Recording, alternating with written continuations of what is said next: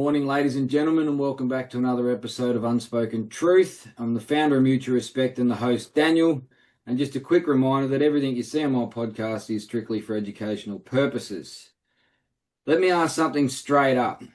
Do we honestly believe the same political machines that created the crisis are going to solve it? Or is it time to back minor parties and independents who aren't controlled by party headquarters and factual deals?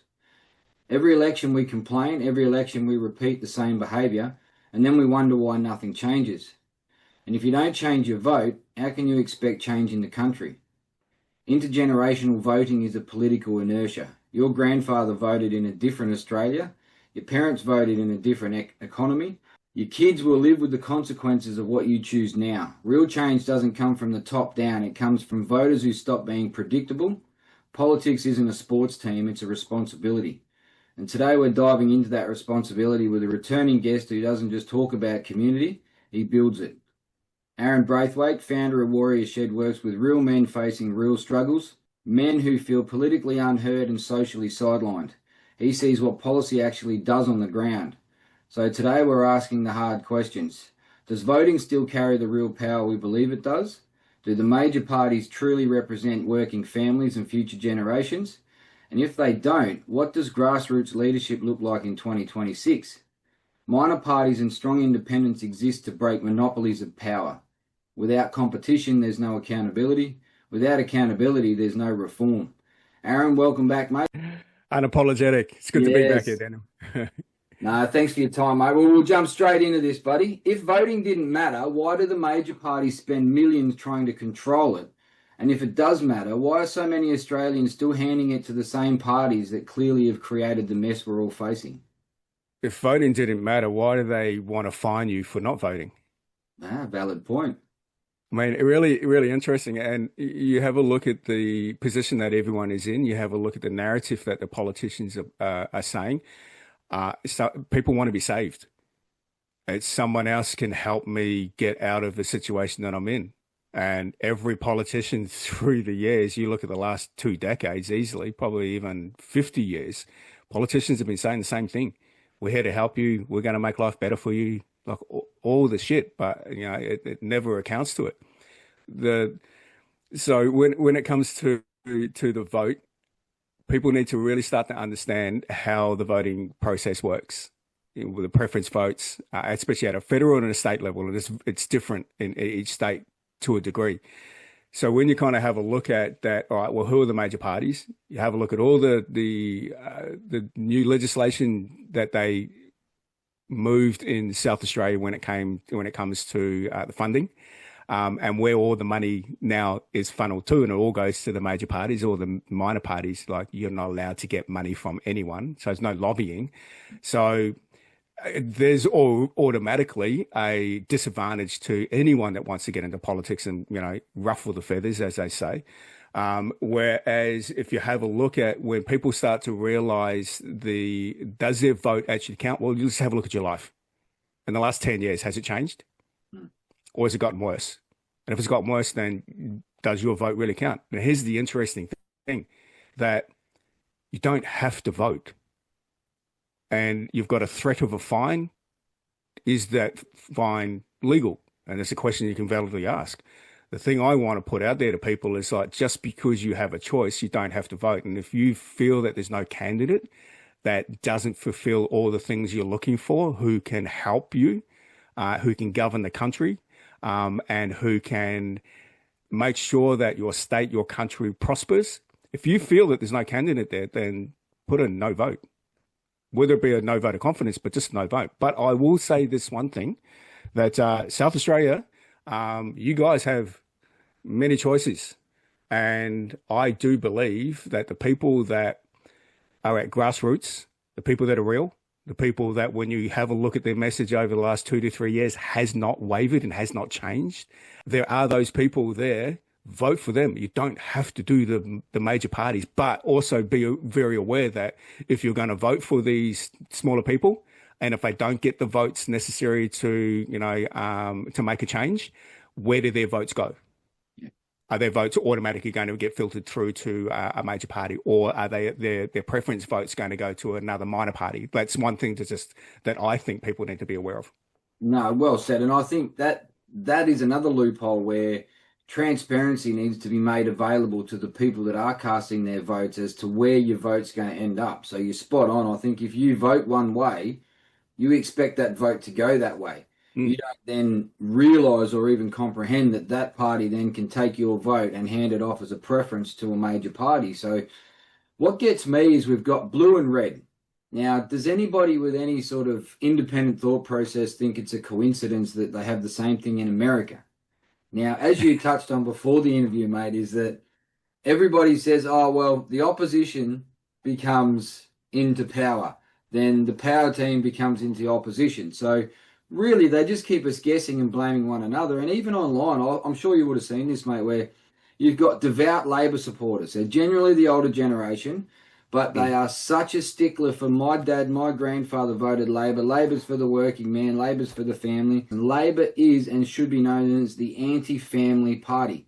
Since and every time they get into power, male suicide rate increases. The families are broken down even further. The family court gets amended and further rules are put in to predominantly remove dad from the relationship from the children, which again in turn destroys the family unit. We weaken societies by weakening families. How do you weaken the family the fastest? You remove dad. The protector's gone. He's been destabilised. He's basically lost any purpose to keep functioning in a normal manner. I mean, the very definition of insanity says if you keep doing the same thing over and over again expecting a different outcome, then to put it polite, you've lost your fucking marbles. We need to stop giving these people our vote. They don't care about us. They sure as shit don't care about future generations. And if you haven't got your head in the sand, you can clearly acknowledge that there is some form of global agenda taking place through Western society which doesn't do any favours for our future generations. So we need to stop sugarcoating it. We need to start calling it out. And as you said, every Australian in their very heart of heart is politically incorrect, because at the end of the day, we wake up and we go through our day and most of us will offend somebody. We don't do it intentionally.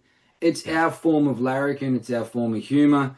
And at the end of the day, we need to get back to that. You'll get the funny feeling that something in the South Australian election is going to really shake things up this time around. So it'll be interesting to see how things pan out, mate. But I truly hope so.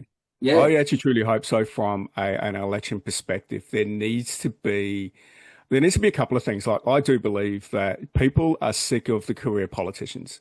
You know, you just had Susan Ley resign, and she's sitting on $330,000 a year for the rest of her life because she was a politician.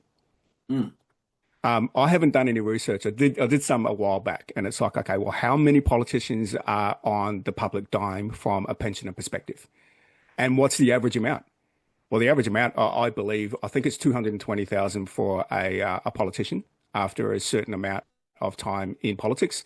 So $220,000 a year on the public dime. But then you've also got, like John Howard, I think from what I believe is about $500,000 or something. Wow. Something ridiculous, like ridiculous amounts. I would absolutely guarantee we're talking millions, probably even tens of millions in regards to money that is just going to these politicians so they could live a lavish lifestyle. In other words, maintain living in the bubble that they were in politics, and so they're a protected species. Oh, fuck that. Fuck that. Like, and I love what you said before about this whole career politician. It's like, it shouldn't even be a fucking career. Yeah. Absolutely not. But the thing is, they'll never change the legislation because that's their way out. A lot of politicians are getting in and they understand the game, and it's like, fuck, I can make some money out of this.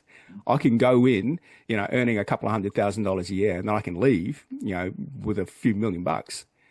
So they're never going to change the law in regards to a term limit for politics. They're never going to change the law to prevent them from having, you know, cashbacks. So it's like, when you start to realize that what's the true nature of what these guys are doing in politics? Well, a lot of them are there because A, they love the power and they love the bubble that they're in, and they love the special treatment that they constantly get. And they also love the kickbacks and the rewards and the money that they're getting, because that's setting their life up. So what happens if we cut all of that off? Do we get back to a little of normality? Do we get back to, fuck, this is how politics are really supposed to be made? You know, do we get back to that? These politicians like the finance minister. You know, lost $30 billion. Oh, where's that $30 billion gone? She's got an arts degree. She has no fucking sense. She's got no knowledge in business. She's got no smarts. She's got a fucking arts degree, and yet she's looking after billions of dollars in a portfolio and no fucking clue. But And walks like around. we've seen, mate, that's that Katie Gallagher you're referring to. Yes. And like Yeah. we've seen, mate, she, rather than respond in a manner that might be able to explain and clarify, she just turns nasty. That's how she rolls with everything she doesn't have an answer for. Have you noticed that all politicians are doing this? Once all of a sudden they're pressured to be held account, they go, fuck you, what are you going to do about it? And literally in our face. Yeah, well, and Yeah, the I have. political response is, we'll take that on notice and get back to you. And they never fucking do. So what's the AFP's role? What is New South Wales? What's the police force in each state? What the fuck is your job? You see treason. You actually see that they are no longer working in the interest of the Australian people. They're working in the interest of themselves and foreign lobbies and also foreign influence. What the fuck is your job? You've got literally criminal behavior right in front of you. You can see it. The evidence is there when you just need to have a look and just uncover and just do a little bit of research yourself. All right, are we voting for our children's future, or are we voting a certain way because our grandfather voted that way in 1970 fucking two? Easy question. Have a look at the time that we're in. We're in an instant gratification world. No one gives a fuck of the consequences of our actions in the future. Yep. No one fucking cares. It's like, what do I need right here, right now? I don't give a fuck what happens in the future. So no, they're certainly not voting for future. They're voting for what do I need right now? Yeah. And that's why we're in the shithole that we're in. We vote because look at Labor, the federal election a couple of years ago. Let's have a look at that as a perfect example. All these promises that Labor will do all these things, that you've got the Prime Minister that will always be accountable. The Prime Minister will be there who won't run when there's fires, like all the bullshit, like all the stuff that, and he's doing exactly the same shit that Morrison was doing anyway. Now, at that time, everyone's like, fuck, this sounds really good. Shit, they're going to save us. They're going to, make sure our cost of living is going to get better. Interest rates aren't going to go up. Power's not going to go up. Food's not going to go up. Yeah, fuck, they're going to save us. So they all voted for Labor. Hence why there was such I guess, a landslide. But only 30% of people actually voted for Labor. All the other votes came from preferences. Yep. So when you kind of have a look at the voting system, yeah, people did vote for the minor parties, but they didn't get enough votes. And it's like, hey, we'll just fucking give them to you. I'm like, oh, shit. There we go. Look what happened literally 6 to 12 months later. People are like, what the fuck did we just do? So how about this? Just an idea, guys. Get a little bit fucking smarter. Get a little bit fucking smarter that your vote is not a 6-month vote. You can't change your mind in 6 months' time. The way that it works is you're not going to get a no confidence from the opposition to, disband the government. The Governor General is not going to do what she's supposed to do. So you've got 4 years. So how about next time you come to vote, is my life going to be where it needs to be in 4 years' time? Instead of looking at it, where's my life going to be in 6 months? How about look at it from that perspective? And I'm pretty sure your vote will be different. Yeah, well, just a little bit of thought process around what's going to take place instead of, as you said, what's going to happen now. Everybody's become disposable, where all I care about is the next 24 hours. Anything after that, I'll reassess at that point. So, but politics is not a family heirloom. Loyalty belongs to our country, our children, and our future generations, not a particular political party. And after decades of rising debt, cultural division, housing collapse, overwhelmed hospitals, and families being literally torn apart, at what point do we admit the major parties are not here to fix our country, and they sure as shit don't give a shit about what's going to take place in the future? Just have a look at history. Have a look at the last 20 years. All the major parties have gone in, and has life been better in the last 20 years? I mean, what are your thoughts on that, Daniel? I think it's pretty plain, isn't it? Well, I think it's common sense. I mean, like we touched on before earlier, mate, that if you continually do the same thing expecting a different outcome, that is the very definition of insanity. So, and you've got all these hard-nosed Labor supporters and hard-nosed Liberal supporters that'll try to, I suppose, belittle each other and say, oh, but Labor done this and Liberal done this. If they sat back and reassess, like you just said, if you actually sat down and went, all right, over the last 50 years, let's have a look at what's taken place here. Neither Liberal nor Labor have put us in a better position. They've all slowly boiled the frog to the point now where Australia, look, I'm going to say it straight off the bat, mate. Australia is in some serious fucking trouble. We should all know this by now based on what's taken place in the UK and around the rest of the world. But for some reason, and this is the concerning part for me, is football season's just around the corner. So all these people that are slowly starting to think, oh, well, you know, maybe we should do something about it. They're distracted. 4 weeks from now, football's back on. He'll be carrying on like a fucking pork chop at the umpire for giving a bad decision. But when it comes to literally sitting down and going, well, maybe I should make sure my vote counts for my grandkids, that's been removed from the thought process. He's just more concerned about, oh, shit, my football team's going to lose this weekend. I only made a carton because I made a bet. Australians have really got to pull their fucking head in and realise there is no one else to blame but us. We have been brought up in a sense where we're deliberately not taught tax, we're deliberately not taught finance, and we're deliberately not taught politics and law, because as we touched on earlier, the two topics that you never talk about around the dinner table are law and politics. Now, there's a big reason for that, because they keep us dumb and belligerent in the corner, and we keep voting in the same fashion going, oh, fucking what happened there? No one told me it was going to be this bad. It's like the writing's on the wall. It's so obvious. And, you know, it's something that I preach about quite a lot, is that we're constantly distracted. We're constantly distracted with, hey, look over here. There's something nice and beautiful and pretty over here. That's why there's so much sport. That's why sport continues through COVID and everyone else was locked down. Mum and dad businesses were closed, but yeah, let's keep sport open. So it keeps them distracted. And there's the other thing as well, mate, just quickly, sport was on, but you couldn't go out in public and stand 6 feet near somebody. But you could tackle someone on the footy field and you wouldn't contract COVID. I mean, fucking wake up, Australia. Yep. What do they call it? The camp, the NRL camp was actually in Gold Coast. Yeah. And where I was living at the time, they had, I think, four to five, maybe even 6 teams came to the stadium where I lived, and that was their little camp. And you see these buses come in, you know, a whole group of them jump off the bus, go do their little training, and jump back on the bus and back to their hotel again. I'm like, how the fuck can people not see this? Well, is that over the last 20 to 30 years, we're slowly being poisoned. And what I mean by poison is we've been poisoned through our food. We've been poisoned through our water. We've been poisoned with the social media. We've been distracted with streaming services. And you have a look at, Foxtel, Netflix, like all the dumbing of that propaganda. You've got obviously mainstream media.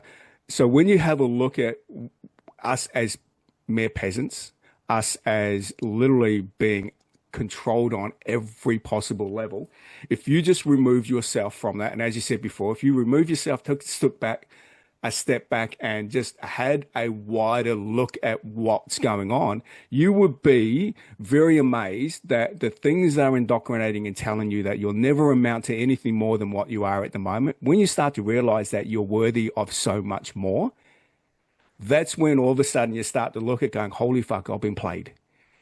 And now that I realize I've been played, okay, what can I do to change that? Well, you can do whatever you need to do. Like there's opportunities everywhere. There's always something coming to you. You're always going to learn something in a new conversation. And, by chance, you could quite easily be offered a business opportunity, a new career, or, something that you would never think you get into. And if you just said yes to that, imagine how your life would be. But no, we're always saying, we're always believing what we've been told, that we'll never amount to anything more than, a JOB, which is a just over broke. Yeah. So and that's exactly the intention of the people in power. It's like, we don't want you to be powerful enough, because if you were powerful and realized what you are capable of, we wouldn't be able to control you. Great. Good. That's the fucking idea. So I think more people realize that you cannot be controlled, and the more people realize that you hold the power and you actually need to do the things that you hold yourself accountable to do, your life will be very, very different to what it is now. And Yeah. if your life changes, imagine what your kid's life is going to be and your next generation. It comes back to one main thing, and that's is if your moral compass is set in the right direction and you truly believe what you say and what you do in life, then other people will start to acknowledge that. You can see disingenuous these days across the board. Social media has made it where anybody can have this little 5 minutes of fame, or you can carry on online. At the end of the day, you either step up and do something about it, or don't keep running your fucking mouth, because anybody can talk the talk. If you're not going to get behind what you want to do, and you're not going to get behind actually putting something down substantially that is going to safeguard children and future generations, well, what's your legacy going to truly be? I built up 1 million Yeah. followers on Facebook. I sold some merchandise and made some money out of the destruction of my country. I sat back and carried on like a pork chop and done fuck all about it when push come to shove. Or you're going to jump in the deep end. You're going to try something different. You're going to push yourself outside your comfort zone and go, you know what? I owe it to my future generations and to my past to be able to draw a line in the sand and go, these are non-negotiables. These aren't up for question. And if the Yeah. politicians don't have the same thought process around your non-negotiables, when you know you're trying to stand up for family, they don't deserve your vote. Don't vote blindly because my mate's voting that way, or my dad voted that way, or my mum, or I like the colour. Who gives a shit? And for everybody out there that thinks Pauline Hanson is somehow the saviour, I can't encourage you enough to at least have a look at the policies. Because what you see publicly does not align in the policies that One Nation push across. So everybody Yep. thinking, wow, Pauline's going to save us all. It's I've as been simple saying as that. this. It says it in the Bible, big fella.